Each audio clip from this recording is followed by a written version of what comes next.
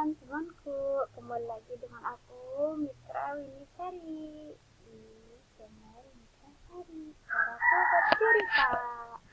Jadi pada kesempatan ini aku ingin mempresentasikan tugas kuliah tentang intervensi dalam pengembangan organisasi. Jadi menurut Miftah Toha 2003 bahwa intervensi dimaksudkan untuk menetapkan cara-cara apakah yang patut digunakan untuk merencanakan perbaikan berdasarkan masalah yang ditemukan dalam proses diagnosis dan pemberian umpan balik. Jadi intervensi ini berarti keikutsertaan klien dan konsultan bersama-sama merencanakan proses perbaikan berdasarkan atas masalah yang dijumpai dalam proses diagnosis.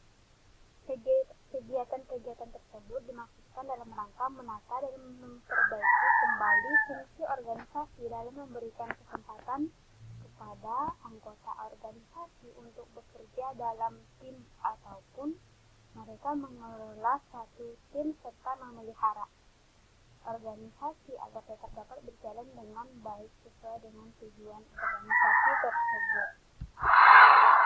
Sehingga intervensi dalam pengembangan organisasi itu merupakan serangkaian kegiatan terstruktur yang di dalamnya terdapat unit-unit organisasi terpilih yang melakukan tugas yang secara langsung atau tidak langsung sasaran tugas dihubungkan dengan perbaikan organisasi tersebut.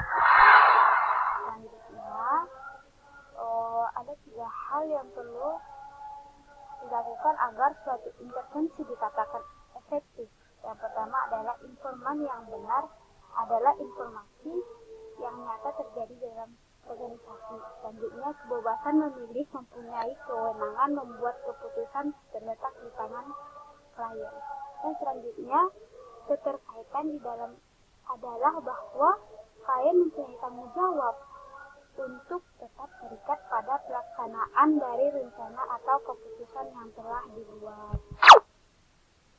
Maka diklasifikasikan intervensi ini ke dalam sasaran atau target.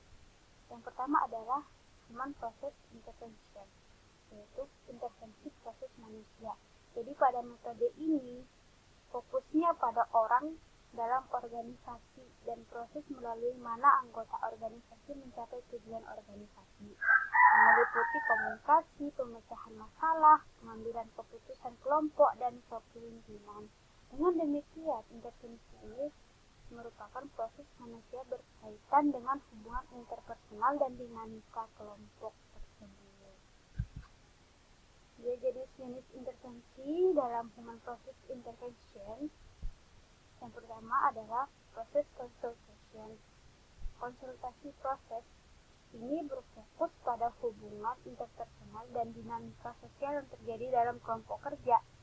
Konsultasi proses membantu anggota kelompok mendiagnosis berfungsinya kelompok dan solusi yang tepat terhadap masalah-masalah organisasi tersebut. Kedua adalah third party intervention, merupakan suatu bentuk konsultasi proses berfungsi pada hubungan interpersonal yang tidak berfungsi dalam organisasi, yang digunakan untuk membantu anggota organisasi memecahkan konflik dengan metode seperti pemisahan masalah, tawar-menawar, dan konsiliasi. Selanjutnya, team building, yang ini bermaksud untuk membantu kelompok kerja menjadi lebih efektif dalam melaksanakan tugas, sebagaimana konsultasi proses pengembangan tim membantu anggota kelompok mendiagnosis proses kelompok dan pemecahan masalah tersebut. Selanjutnya, organization confrontation meeting, yang ini merupakan metode perubahan untuk memobilisasi anggota organisasi untuk mengidentifikasi masalah, menetapkan target-target tindakan. Intervensi diterapkan ketika organisasi mengalami stres dan ketika manajemen membutuhkan untuk mengatur resource dalam rangka pemecahan masalah. Selanjutnya adalah large group intervention, yang merupakan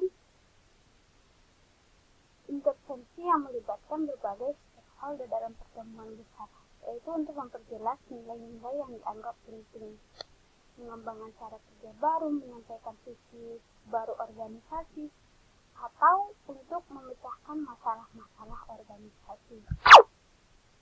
Selanjutnya yang kedua adalah Human Resource Management Intervention atau intervensi manajemen sumber daya manusia. Jadi pada metode intervensi yang ini berfokus pada intervensi yang digunakan untuk mengembangkan, mengintegrasikan, dan mendukung manusia atau orang dalam organisasi yang termasuk dalam 2 program perubahan, yaitu penentuan tujuan, sistem penghargaan, dan kemudian berfokus pada 2 metode perubahan, yaitu perencanaan dan pengembangan karir serta manajemen stres. Yang ketiga adalah Technop Structural Intervention. Metode ini berfokus pada perubahan struktur dan desain organisasi, sehingga lebih cenderung pada aspek infrastruktur organisasi.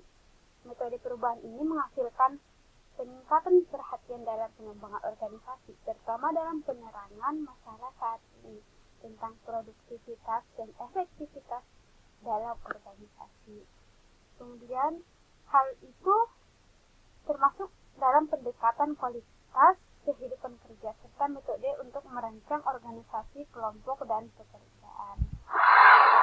Dan yang keempat adalah strategic intervention yang berfokus pada pilihan strategis untuk mengalokasikan sumber daya organisasi untuk mendapatkan keuntungan kompetitif dan menciptakan nilai-nilai yang mendorong kinerja tugas yang sesuai di seluruh perusahaan.